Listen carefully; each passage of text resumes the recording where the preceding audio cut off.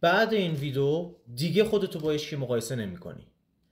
دیگه خودتو مقایسه نمی‌کنی که بماند. مقایسه رو حذف می‌کنی از زندگیت.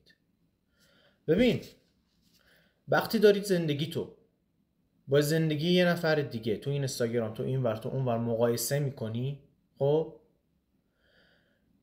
هر چقدر که داری مقایسه می‌کنی داری از زندگی خودت فاصله می‌گیری.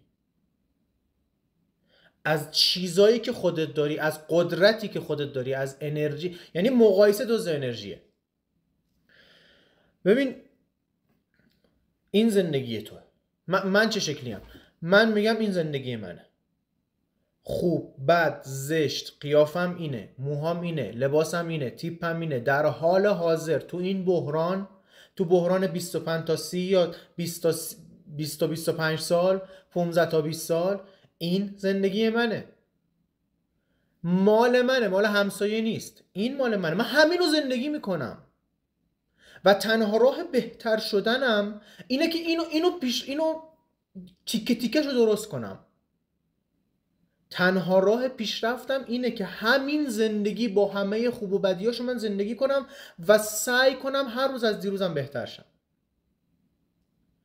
ببین ما یه چیز طبیعی هستیم. ما یک ساختار طبیعی هستیم. یعنی ما ساخته طبیعتیم. مثلا این ساخته دست انسانه. ما ساخته طبیعتیم. ما طبیعی هستیم. موجود طبیعی هستیم. خب اینو 1000 بار میگم. هیچ وقت یه درخت موقعی که ساق از کوچولوه نگاه نمیکنه او فلان درخت چقدر گنده و تنومنده، من رشد نمیکنم، من حوصله ندارم.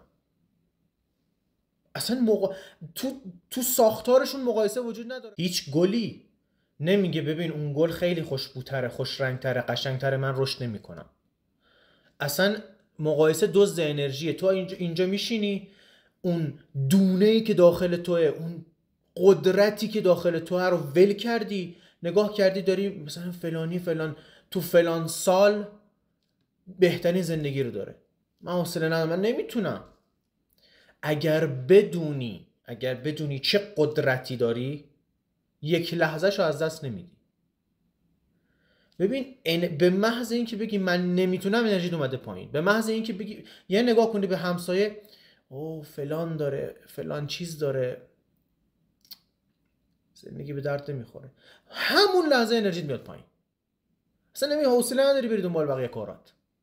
ولی وقتی قبول کنی، بپذیری این زندگی منه، مال منه، این مال همسایه نیست، من همین رو زندگی میکنم و تنها راهش اینه که من قبول کنم. لف هرز نگاه نمیکنه به گل رز، او اون چقدر خوشگل و باحال و خفن و فلانه. اصلا هر کدوم داریم فیلم زندگی خودمون رو بازی میکنیم. من قراره سنگکار شم، شما قراره بناشی، اونی که قراره فلان شه، مکانیک شه، الشه. هممون داریم لاین خودمون رو میریم جلو. هیچ وقت یه بنا نگاه نمیکنه به تاجر زندگیش. ببین وقتی نگاه داری غذای بقیه رو نگاه میکنی، غذا خودت سرد میشه. وقتی یه بنا یه تاجر رو نگاه کنه، خب این تو ساخته شدی، مأموریت این بوده که تو واسه بقیه خونه بسازی. خب درسته اون تاجر بیشتر درآمد داره، ولی تو نباید زندگی تو فراموش کنی، مال توئه. یک بار اگه واسه همیشه این داستان مقایسه رو از زندگی به کل حذف کنی، یعنی انگار وجود نداره. خب پدر مادر چند بار همسایه و اینو اونو زدن تو سرت، چشم و همچشمی کلا از بین میره این چیزا.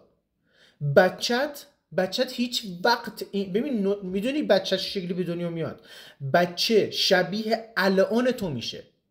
ببین تو هر لحظه هر چیزی تو بدنت داشته باشی، نطفه رو همون شکلی میکاری. بچت شبیه الان تو میشه. تو اگه اینو حذف کرده باشی، بچت نداره کلا. نکته جالب بهت بگم، یاد بگیر ولی مقایسه نکن. یاد بگیر. یکی داره تو خیابون رد میشه، نگو وای حاجی چه تیپی داره، کاش منم میتونستم. نه، یاد بگیر، یادداشت کن فلان شلوار، فلان مثلا پافر با چی ست کرده، یاد بگیر ازشون به جا مقایسه کردن. زرنگ باش. یه باغچه علفای هرزشو تیکه تیکه یواش یواش میکنم تا یه باغچه بدون علف هرز و زیبا داشته باشم. ولی دور نشو از خودت، دور نشو از زندگی خودت. این مال توئه. یه جوری رفتار میکنی میگی مال من نیست، من نمیخوام اینو. تموم داراییت همینه. چه کاری بهتر از چیدن علف هرس زندگی خودت؟